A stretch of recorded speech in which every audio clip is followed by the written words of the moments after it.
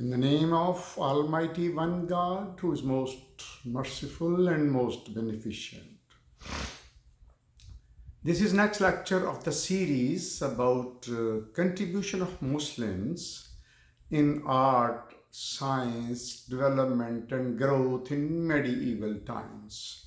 My name is Dr. Abu Abdullah. Today we will be learning about music. What was the contribution of Muslims in medieval time in music? Muslims have the distinction of being the pioneers in the sphere of fine arts in the world. They have patronized and actively participated in the propagation of fine arts wherever they have gone. A wrong impression has been created in the minds of our educated class by the orthodox type of people that Islam forbids all pursuits of by the by the faithful, an idea which doesn't stand the test of historical records. The Muslims, whether of Hispanic origin or Arabs, Persian or Afghans, Turks or Indian, have exhibited a lively interest in the development of fine arts, which ultimately led to produce in their ranks some of the greatest exponents of these arts. Now let's talk first Arabian. According to H.G. Farmer, the celebrated writer on Oriental music accompanied the Arabs from cradle to grave, from the lullaby to the elegy. Every moment of life seems to have had its particular music, joy and sorrow, work and play, battle, throng, and religious exercises. Arabs were the greatest exponents of music, and according to another Western critic, the cultivation of music by Arabs in all branches reduces to the insignificance the recognition of this art in history of any other country. Under the Abbasid, Spanish, and Seljuk kings, music was elevated to the rank of a science. Its cultivation was officially patronized and it was recognized as fine arts. People have developed a taste for music, and according to Amir Ali, a large literature grew up on the subject. Songs were collected and classified according to their melodies and keys, and the musical instruments of the ancients were improved and new ones invented.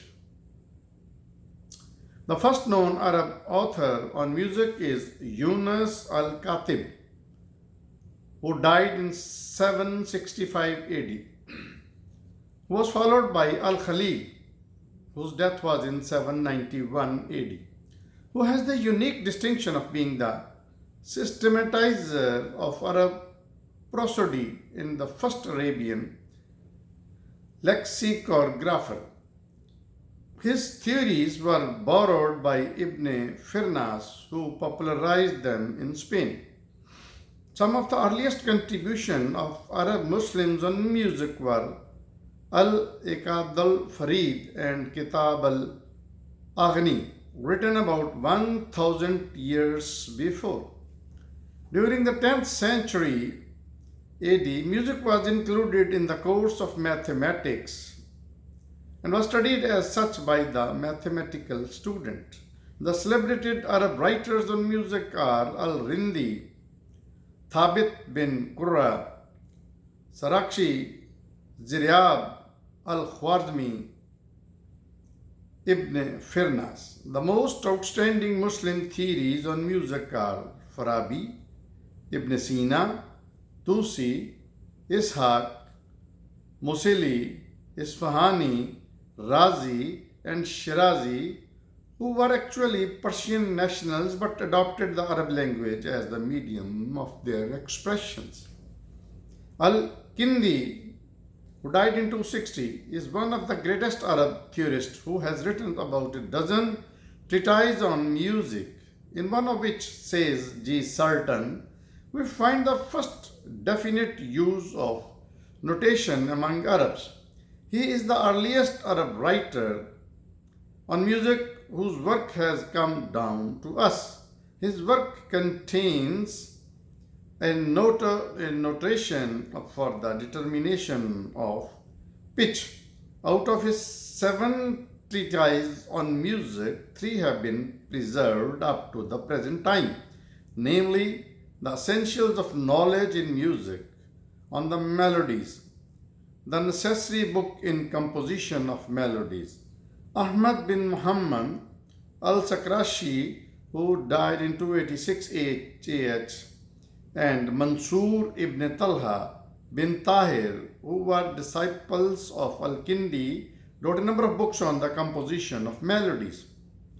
The former has the distinction of writing at least half a dozen books on the subject.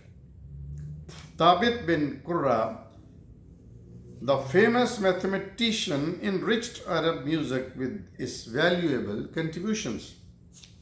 Ibn Ibn Abda Ribi, who died in 940 AD, was the greatest exponent of music, who championed the cause of music in his famous work, The Unique Necklace, which contains the unique biography of the prominent musician, evolves a spiritual defense of music against the patrons. Al-Buzjani, who died in 998 AD, one of the greatest Arab mathematicians, composed a compendium on the science of rhythm. Ikhwan al-Safa, in 10th century AD, well-known writers, associations of the era, wrote a treatise on music which was widely read and appreciated. Al-Khwarizmi, the greatest mathematician of the Islamic world, is the author of Key of Science, in which he discussed the theory of music. His view on music, which were conveyed to Europe through the translation of the work by Adilard of Bath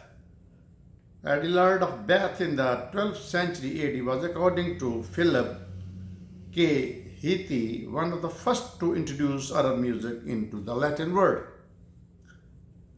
Alim al-Din Kassar, who died in 1251 AD, an eminent mathematician of Egypt, has earned a distinguished place among Arab theories on music due to his valuable contributions.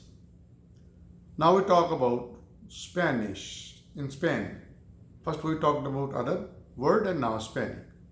The Arabs of Spain didn't lag behind other Arab countries in the pursuit of fine arts and produced a number of outstanding theoretical as well as practical musicians. Ziryab was patronized by Abdurrahman II, and he had the distinction of running a model music academy at Cordoba, which, according to a Western writer, became the Conservatory of Andalusia music. Andalusia means Spanish. He was an outstanding musician of this time and who had migrated from Baghdad to Spain. Both in theoretical and practical music, he has earned a very high reputation. He was the head of a family of talented musicians. Ibn Firnas, the eminent musician who introduced Oriental music into Spain, was the first who taught the science of music in Andalusia. He popularized the theories of Al-Khalil in Spain. Ibn Baja, who died in 1138 AD, he is known as the Farabi of the West. He was an outstanding musical theorist whose musical theories received the same reception in the West as those of Farabi in the East. Seville became a greatest center of music in 11th century AD and developed into a big market for the manufactured musical instruments. Europe learned Arabic music through Spain while the Chinese acquired it from Baghdad. Arab music, says G. Sultan, was crossing the Pyrenees upon the wings of song. Troubadours and many singers popularized the new art and improved it according to formula. The greatest contribution of Arab was in the field of ministerial music. Arabs supplied Europe with the name and form of musical instruments. The English words like lute, rebec, guitar, organ, and necker were derived from the Arab edu, eod, rabab, kitara, argon, and nakara. With these instruments came several material benefits, says a European writer. European ministries prior to Arabic contact only had the sitara and harp among string instruments, and they only had their ear to guide them when tuning. The Arabs brought to Europe their lutes, pandors, and guitars with the places of notes fixed on the fingerboard by means of frets which were determined by measurement. This alone was a noteworthy advance. Indeed, it was perhaps the fretting of Arabian lute that registered the employment of the major mode for Europe. Now we will talk music in Persia. The source of Arabian music may be traced to early Persian and Byzantine work. Long before the advent of Islam, Persians were the pioneers of music in the East. In the early days of Islam, the mensural music adopted by Hijaz and other theories connected with it had been influenced by Persian elements. In spite of these borrowings, there was a marked difference between Arabian, Persian, and Byzantine music, and later on the Persians also borrowed from the developed Arabian part. The golden period of Persian music begins with the 10th century AD, when Persian produced some of the greatest musicians the world has ever known. The greatest luminaries amongst these were Farabi, Ibn Sina, Razi, Nasruddin Tusi, Isfahani, and Moman. Persia, the land of culture and arts, had made invaluable contribution to the development of music. Ishaq al-Musili, death in 850 AD, recast the old Arabian system and put forward his theories in a book of notes and rhythms. He was attached to the Abbasid court, and being the master musician of his time, he was the teacher of several talented musicians, including Ziryab. He was a great patron of art and learning. Isfahani wrote his celebrated musical work, Great Book of Songs, in 10th century AD. The book contains songs which were suitable for functions and occasions from the cradle to the grave. Different types of songs and music were prescribed for different functions and occasions. There were suitable songs for war and peace, rejoicing and mournings. As Ibn Khaldun says, no art being until there were artists.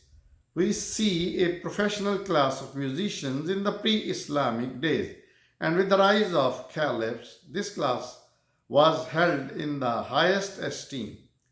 The monumental work of Isfahani, the great work of songs, run into 21 volumes, which according to Ibn Khaldun may be called the Diwan of Muslims. He has also written other books on music. Al-Ghazali, born in 1058 in Tus, a small village of Khorasan, a province of Persia, rose to the high position of the celebrated principal of Nazamiya University. He has written a treatise on music and ecstasy. In spite of the legal condemnation by theologians, the spiritual effect of music was clearly recognized. The Sufi looked upon it as a means of revolutions attaining through ecstasy, whilst the Darwish fraternities regulated their rituals by it. The patronage of music by Sufis produced some outstanding writers on the subject, including Al-Ghazal, who in his celebrated work Music and Ecstasy says, ecstasy means the state that comes from listening to music, and gives 7 reasons for holding that singing is very potent factor for producing ecstasy. Now here we end this lecture. See you next time. Keep on watching my channel.